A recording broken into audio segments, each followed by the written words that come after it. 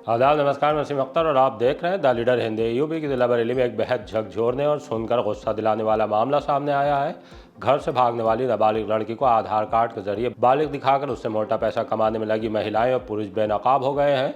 बारादरी police ने CO third की अगुवाई में एक बढ़िया काम किया है। गंदा काम कराने वाले कुछ होटल और रेस्टोरेंट के नाम भी खुले हैं। पुलिस अब इन पर भी एक्शन की तैयारी कर रही है। रसोई गैस के लिए प्रदर्शन से लेकर एजेंसियों पर छापेमारी की खबरें हैं।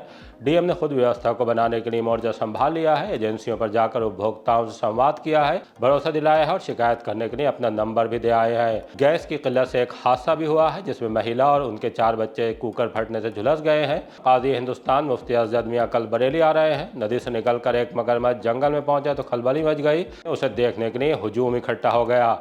लोक अदालत में बम्पर मामलों का निस्तारण हुआ है तो चोरी पकड़ने के लिए बिजली विभाग ने छापेमारी की है। खबरें और भी हैं, आइए सभी से रूबरू कराते हैं। घर से भागी लड़की की दर्द भरी शर्मनाक दास्तां। बुलेटिन की शुरुआत आज हम जिस खबर से करने जा रहे हैं उसे जानकर आप भी पुलिस की तारीफ किए बगैर नहीं रह पाएंगे, इसलिए कि पुलिस ने आज काम ही ऐसा किया है। नाबालिग लड़की को होटलों की जीनत बनाने वालों को उनके अंजाम तक पहुंचाने के लिए उन पर कानून का शिकंजा कर दिया है। ये एक ऐसी लड़की की कहानी है जिसकी उम्र अभी 15 साल है। वो घर वालों की डांट से खफा होकर बनारस में अपने घर से भाग आई। बात जनवरी 2026 की है। रेलवे स्टेशन पर रिया नाम की एक महिला से टकरा गई। वो उसे बातों में फंसाकर अपने घर ले गई। कुछ दिन बाद उसने उसे दूसरी महिला को बेच दिया। इस तरह ये लड़की बरेली आ गई। यहाँ उसे गंदे धंधे में उतार दिया गया। एक कमरे में उसे बंद रखा जाता, बाहर निकालकर होटलों में ले जाते। इस तरह उससे नोट छापने लगे। सैटेलाइट पर एक ऐसे ही होटल में वो वॉशरूम जाने का बहाना करके पुलिस तक पहुंच गई। उसने जो कुछ बताया उसे सुनकर पुलिस भी हैरान रह गई। मामला सीओ थर्ड पंकज श्रीवास्तव के संज्ञान में लाया गया। फौरन ही होटल पर छापा मारा। यहाँ से बबली यादव पत्नी खलील खान निवासी चन्हेटी थाना कैंट, विनोद यादव पुत्र रूम सिंह निवासी कुइया खेड़ा थाना फरीदपुर, जसलीन कौर पत्नी स्वर्गीय अमरजीत सिंह निवासी कल्लूवाला जिला बिजनौर, दुर्गावती पुत्री अग्नि बहादुर लावली निवासी अशोकनगर, 5 थर कुमावत नेपाल को गिरफ्तार कर लिया। इनमें बबली का आपराधिक रिकॉर्ड भी है। उस पर पहले से संगीन धाराओं में मुकदमे दर्ज हैं। उसके कमरे से उस नाबालिग लड़की का आधार कार्ड भी बरामद हो गया जिसकी जिंदगी को बर्बाद करने के लिए उसे बालिग दिखाया गया था, जिससे कि होटलों में ले जाते वक्त समस्या खड़ी नहीं हो। बकौल पुलिस पकड़ी गई महिलाओं और पुरुषों से अलग अलग पूछताछ में उन्होंने कबूल किया कि वो उसे वाराणसी की रिया से खरीद कर लाए थे। होटलों में ले जाकर प्रति घंटे के रेट से उसका शोषण कराते थे। कहीं वो भाग नहीं जाए इसलिए उसके साथ रहते थे। पुलिस ने उन होटलों और रेस्टोरेंट के नाम भी बताए हैं जहां लड़की को ग्राहकों के पास ले जाया गया था। पुलिस अब इन होटलों पर भी शिकंजा कसने जा रही है। पुलिस की जानकारी में यह भी आया है कि लड़की के गायब होने पर उसके पिता ने थाना चौबेपुर बनारस में मुकदमा भी दर्ज करा रखा है। थाने की मार्फत लड़की के बारे में परिजनों तक जानकारी पहुंचा दी गई है। बारादरी पुलिस ने पकड़े गए सभी पर धारा 98, 99, 127(2), 143(3), 144(1), 115(2), 337 BNS, 342 पॉक्सो एक्ट और धारा 5 अनैतिक व्यापार निवारण अधिनियम 1956 के तहत मुकदमा लिखकर सभी को कोर्ट में पेश कर दिया है। दिनांक 13 मार्च 2026 को एक नाबालिग लड़की उम्र लगभग 15 वर्ष ने थाना बारादरी जनपद बरेली में आकर यह सूचित किया कि वह बनारस की रहने वाली है और इसी वर्ष जनवरी माह में घर वालों द्वारा डांटने पर वह घर छोड़कर चली गई थी। बनारस रेलवे स्टेशन पर उसे रिया नाम की एक महिला मिली जो उसे बहला फुसलाकर बरेली लेकर आई और उसे बबली उर्फ नेहा खान नाम की महिला के सुपुर्द कर दिया। नेहा खान द्वारा पीड़िता को अपने घर में बंधक बनाया गया। उसको होटलों में बालिग दिखाने हेतु फर्जी आधार कार्ड बनवाया, पीड़िता का यौन शोषण करवाया और उसे जबरन देह व्यापार में प्रवृत्त किया। इस प्रकरण में पीड़िता के द्वारा एक तहरीर दी गई जिसके आधार पर मुकदमा संख्या 303/26 थाना बरादरी में लिखा गया। इसमें धाराएं इस प्रकार हैं: 98, 99, 127(2), 143(3), 144(1), 115(2), 337 अंतर्गत BNS तथा 3/4(2) पॉक्सो एक्ट व 5 अनैतिक व्यापार निवारण अधिनियम 1956। इसके अंतर्गत यह मुकदमा पंजीकृत किया गया है। इसमें 6 नामजद अभियुक्त हैं जिनमें से 4 नामजद अभियुक्तों को गिरफ्तार करके न्यायिक हिरासत में भेजा गया है। इनके नाम इस प्रकार हैं: बबली उर्फ नेहा खान, विनोद यादव, दुर्गावती जो कि नेपाल की रहने वाली है और जसलीन कौर। इस प्रकरण में जो और जानकारी की गई तो इसमें यह पाया गया कि पीड़िता के गुमशुदा होने के संबंध में थाना चौबेपुर जनपद बनारस में एक अभियोग पंजीकृत कराया गया था। इसके पिता के द्वारा पीड़िता के पिता से थाना बरादरी के द्वारा वार्ता की गई है। उन्हें अवगत करा दिया गया है इस प्रकरण के बारे में और इस प्रकरण में आगे की विधिक कार्रवाई प्रचलित है। गैस एजेंसी पहुंचे डीएम, बोले परेशान मत होइए। डीएम अविनाश सिंह ने सुरेश शर्मा नगर चौराहा स्थित प्रभु कृपा गैस एजेंसी का निरीक्षण किया और मौके पर मौजूद गैस उपभोक्ताओं से बातचीत कर वितरण की स्थिति के बारे में जानकारी ली। उन्होंने गैस एजेंसी के गोदाम का भी जायजा लिया और जिस वाहन से सिलेंडर आ रहे थे उनकी जांच भी की। फिर इस्लामिया कॉलेज के पास स्थित एसपी गैस एजेंसी पहुंचकर वहां भी व्यवस्थाओं का जायजा लिया। डीएम ने उपभोक्ताओं से बात की, उन्हें आश्वस्त किया कि गैस की कोई कमी नहीं है, घबराने या परेशान होने की जरूरत नहीं है। डीएम ने नोटिस बोर्ड पर पेन से अपना मोबाइल नंबर लिखते हुए कहा कि अगर कोई समस्या है तो इस नंबर पर बात कर सकते हैं। निरीक्षण से वापसी पर डीएम ने बताया कि गैस एजेंसियों पर एसडीएम, सीओ, तहसीलदार, बीडीओ और थाना प्रभारी से लगातार चेकिंग कराई जा रही है ताकि गैस सिलेंडर या पेट्रोल की कमी की स्थिति न बने। एडीएम की टीम ने चेक की 3 गैस एजेंसियां। गैस की कालाबाजारी रोकने और किल्लत को लेकर मचे घमासान पर काबू पाने के लिए प्रशासनिक अमला पूरी तरह हरकत में है। डीएम के बाद एटीएम विद एवं राजस्व संतोष कुमार सिंह ने डीएसओ के साथ पीलीभीत बाईपास की लता गैस एजेंसी के साथ शामगंज में मलका और हार्टमैन रोड पर रुहेलखंड गैस एजेंसी की चेकिंग की। लता गैस एजेंसी के गोदाम में स्टॉक रजिस्टर नहीं पाए जाने पर नोटिस जारी कर दिया गया है। एडीएम ने बताया कि बाकी व्यवस्थाएं ठीक मिली, किसी तरह की कोई अनियमितता नहीं पाई गई है। गैस के बजाय चूल्हे पर रखा कुकर फटा, 4 झुलसे। थाना कैंट के इलाके नकटिया में गैस की किल्लत के बीच बड़ा हादसा हो गया। तब जबकि राम सिंह की पत्नी नन्नी देवी मिट्टी के चूल्हे पर कुकर में उड़द राजमा बना रही थी, उसी दौरान कुकर फट गया जिससे नन्नी देवी के साथ उनका बेटा कार्तिक, बेटी नेहा, देवांश झुलस गए। घर और आस पड़ोस में खलबली मच गई। सभी को एम्बुलेंस की मदद से इलाज के लिए जिला अस्पताल ले आया गया। राम सिंह का कहना है कि 10 दिन से घर में सिलेंडर नहीं है, इसी वजह से पत्नी ने मिट्टी के चूल्हे पर खाना बनाना शुरू कर दिया है। वो मजदूरी करके परिवार को चलाते हैं। हादसे के बाद वो बेहद परेशान दिखे। राम सिंह, चूल्हे पे खाना बन रहा था, गैस ना मिलने के कारण। अच्छा, फिर क्या हुआ था? कुकर फट गया। कितने लोग झुलसे हैं? 4। कहाँ की घटना है? नगटिया वीआईपी कॉलोनी। गैस बुक कराई थी आपने? हाँ। कब से गैस नहीं मिली थी? कब से कब खत्म हुई? गैस तो जो अभी 4-5 दिन पहले खत्म हुई। किस समय की घटना रही हो? ये 5:30-6 बजे। आप क्या करते हैं? मैं मजदूरी। आम आदमी पार्टी का सिलेंडर के साथ प्रदर्शन। महंगाई और रसोई गैस की कीमतों में इजाफे के विरोध में आम आदमी पार्टी ने शनिवार को कलेक्ट्रेट पर प्रदर्शन किया।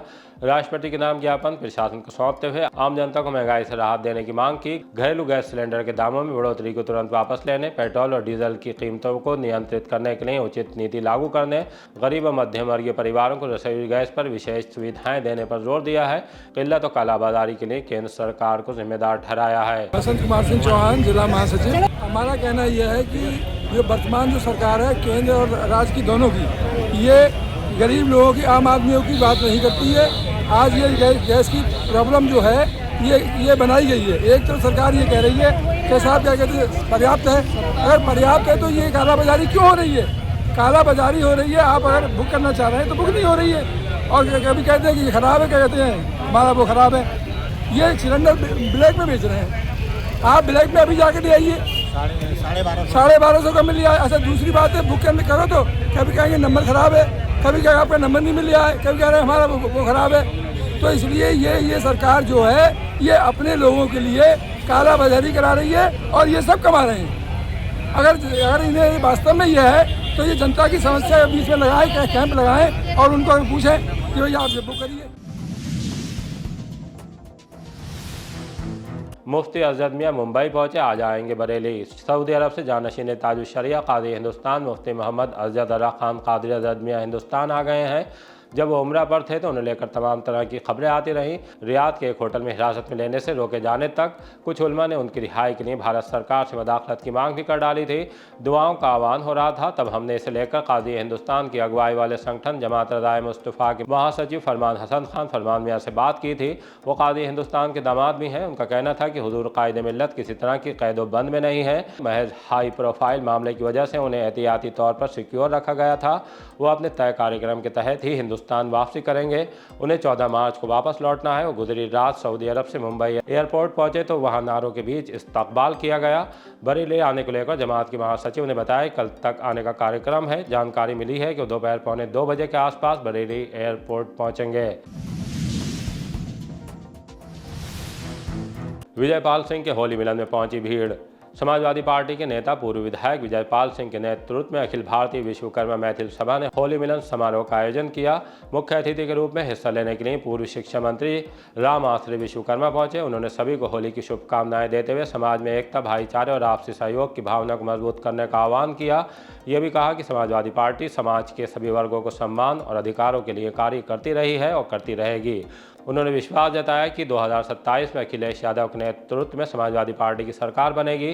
पूर्व विधायक विजयपाल सिंह ने कहा कि होली का पर्व प्रेम, सौहार्द और सामाजिक समरसता का प्रतीक है। ऐसे आयोजनों से समाज में आपसी भाईचारा मजबूत होता है, लोगों के बीच संवाद बढ़ता है। हवालात में ले गया तमंचे से मशहूर होने का ख्वाब। थानाशाही के मोहल्ला पंतनगर में रहने वाले नन्हे उर्फ सूरज ने मशहूर होने के लिए तमंचा खरीदा और उसके जरिए सोशल मीडिया पर टशन दिखाने लगा। किसी ने तमंचे के साथ उसका फोटो पुलिस तक पहुंचा दिया। पुलिस ने उसे मिर्जापुर शमशान के पास से पकड़ लिया। उससे 315 बोर का तमंचा और एक कारतूस भी बरामद हो गया।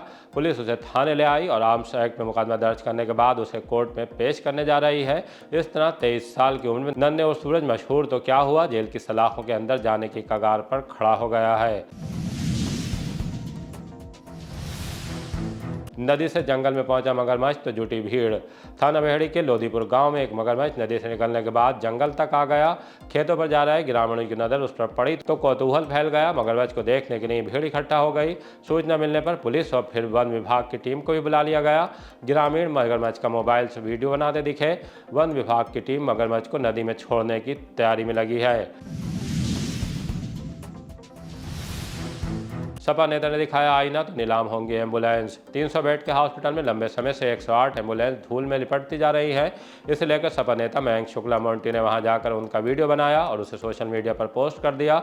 वीडियो वायरल होते ही विभाग हरकत में आ गया। आइए आपको सुनवाते हैं कि सीएमओ इस मामले को लेकर क्या जानकारी दे रहे हैं। आपको मैं बताना चाहूँगा कि इसका प्रोसीजर ये है कि 4 लाख से अधिक अगर चल गई है या 5 साल तक कोई गाड़ी चल रही है 108 102 तो ये कंडम की अवस्था में आ जाती है।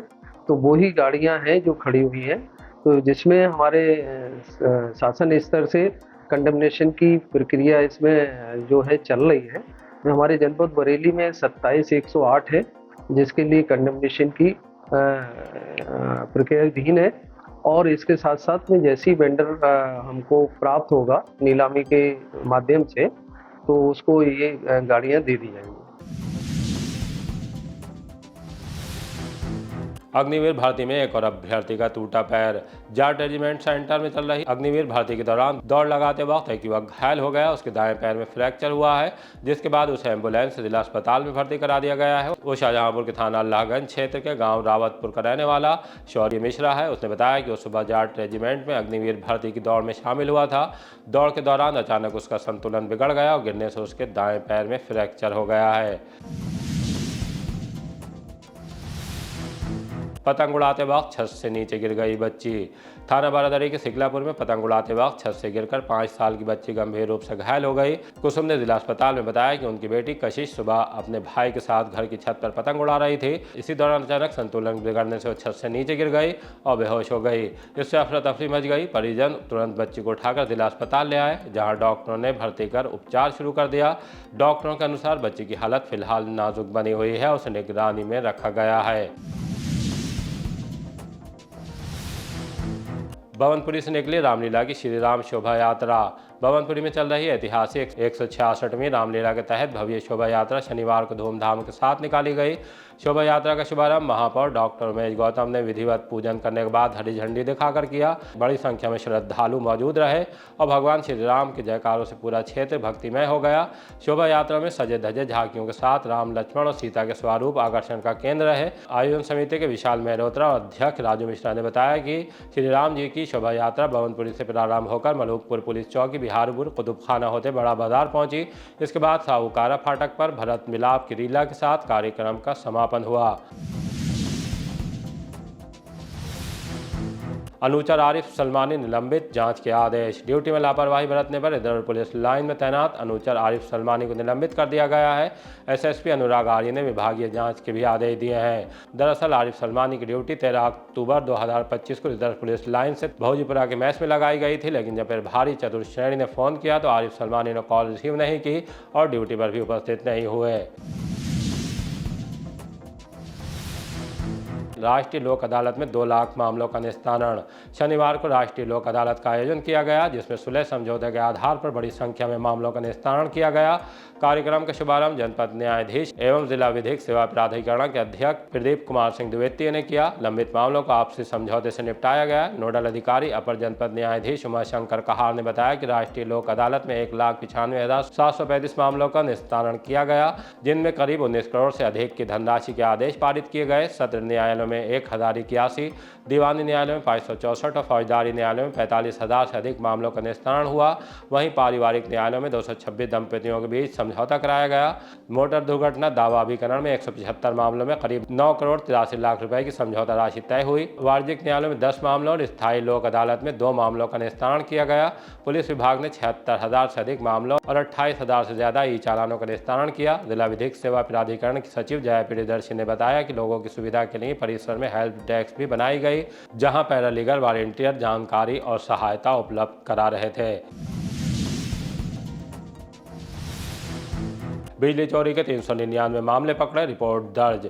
बिजली चोरी बकाया वसूली को लेकर बिजली विभाग ने बड़ा अभियान चलाया। चीफ इंजीनियर ज्ञान प्रकाश के निर्देश पर बरेली जोन के विद्युत वितरण मंडल और नगरीय वितरण मंडल में हाई लाइन लॉस और हॉट स्पॉट क्षेत्रों में मॉर्निंग रेड और काम्बिंग की। इस दौरान टीमों ने अलग अलग इलाकों में 1,116 बिजली कनेक्शनों की जाँच की। जाँच में बिजली चोरी के कई मामले सामने आए, जिन पर कार्रवाई करते हुए थाना विद्युत चोरी निरोधक में मुकदमे दर्ज करा दिए गए हैं।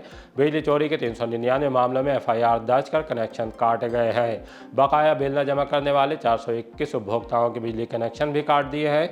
विभाग ने करीब 30,72,000 रुपए की राजस्व वसूली की है। नगरीय वितरण मंडल ने बिजली चोरी के 10 मामलों में FIR दर्ज की और 3 बकायेदारों के कनेक्शन काटे।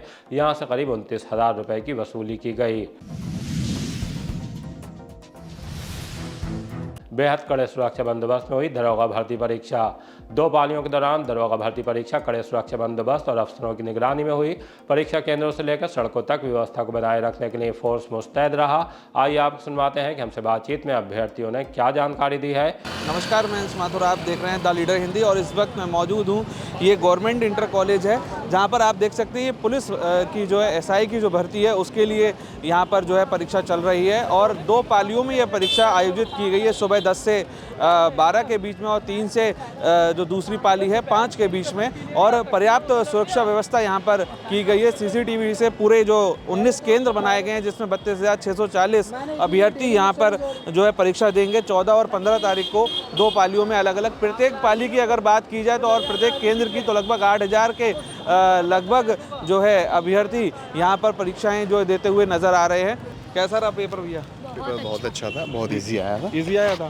कैसा रहा पेपर, क्या कहेंगे? पेपर बहुत ही बेहतर रहा। पेपर में जो शेड्यूल उसे रखा गया है, पेपर को बनाया गया है, वो जो भी बच्चा नॉर्मल पढ़ा हुआ है, एवरेज पढ़ा हुआ, तो सभी के अप्रोक्स बढ़िया मार्क्स आएंगे। पेपर को लेकर ठीक था। सवालों ने कुछ उलझाए, टाइम लिया? हाँ, मैथ और रीजनिंग। ठीक है, क्या कहेंगे? अच्छा था पेपर। पेपर अच्छा था। हाँ, इजी था। ऐसा लग रहा था कि टाइम भी बहुत ज़्यादा ले रहा है, घुमा रहे हैं कुछ पेपर? नहीं, अच्छा, टाइम अच्छा था, अच्छे से मैनेज हो गया सारा। पेपर सही आया। पेपर सही आया, बस ये है, टाइम टेकिंग है पेपर। टाइम बहुत ले रहा है। उलझाया थोड़ा सवालों में? हाँ, बाकी सब कुछ तो सही था, लेकिन ये है कि मैथ का लेवल थोड़ा हाई आ रहा है। कुछ सही है, मॉडरेट लेवल बोल सकते हैं, कुछ हार्ड लेवल भी है। DM अविनाश सिंह ने भी साफ किया कि परीक्षा में कितने लोग पहुंचे और क्या इंतजाम रहे।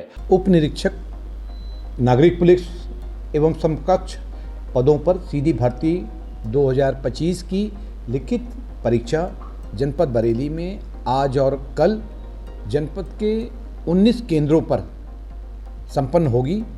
अभी हमारे समस्त अधिकारीगण और मैं स्वयं जनपद के कई केंद्रों पर जाकर जो प्रथम पाली की परीक्षा चल रही है उसका निरीक्षण करके आए हैं। बहुत ही अच्छी तरीके से सभी अभ्यर्थी परीक्षा दे रहे हैं। कहीं किसी प्रकार की बदइंतजामी नहीं देखने को आई। सभी सेंटर्स पे हमारे वरिष्ठ अधिकारीगण जो हैं, पुलिस अधिकारीगण केंद्र प्रभारी के रूप में वहाँ पर ड्यूटी दे रहे हैं। हमारे जो सेक्टर मजिस्ट्रेट के रूप में हमारे जो एसडीएम साहबान हैं, उनकी मुख्य रूप से ड्यूटी पेपर को लाना और ले जाना है। इसके साथ साथ सभी सेंटर्स पे हमारे स्टैटिक मजिस्ट्रेट वहाँ पर मौजूद हैं। हर जगह केंद्र व्यवस्थापक और उनके साथ सह केंद्र व्यवस्थापक की व्यवस्था की गई है। जितने भी रूम पे, प्रत्येक सेंटर्स पे जितने भी रूम पे परीक्षा हो रही है, उन परीक्षाओं में जो कक्ष अंतरिक्षक हैं उनके साथ उसमें से 50% उसी सेंटर्स के हैं, कुछ 50% जो हमने बाहर के अन्य विद्यालयों से लिए हैं, जिससे कि परीक्षा की जो शुचिता है पूरी तरह से बनी रहे और पूरी निष्पक्षता और पारदर्शिता के माहौल में परीक्षा संपन्न हो। इसी तरह की ताज़ा अपडेट जानने के लिए देखते रहिए द लीडर हिंदी। विदा लेने से पहले हमारी आपसे गुजारिश है कि हमारी रिपोर्टिंग पसंद आ रही है तो खबरों को शेयर कीजिए और हमारे चैनल को सब्सक्राइब करके हमारा हौसला ज़रूर बढ़ाइए।